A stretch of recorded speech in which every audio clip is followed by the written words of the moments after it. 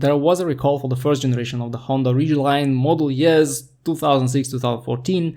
The recall was issued in 2022 and covered exclusively frame corrosion in the place where the fuel tank is mounted. Honda wouldn't care about corrosion issues in quite old cars, but the engineers were unfortunate to place the fuel tank exactly in the location where the frame gets corroded due to de-icing salt buildup over time. This may potentially lead to the fuel tank being disconnected and developing a leak, which can in turn lead to fires. Of course, this is a safety issue, so Honda had to issue a proper recall. It means that even now you can get coverage even though your car may be almost 20 years old.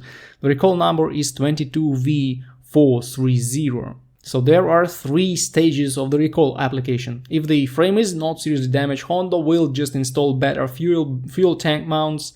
If the frame is significantly corroded, they will clean the frame, apply protection materials, and make sure the mounts are good. But if the damage is extremely significant, they will offer a repurchase of the car. The problem is known for the so-called salt belt states, so the states where salt and other de-icers are used on the roads to prevent icing in winter.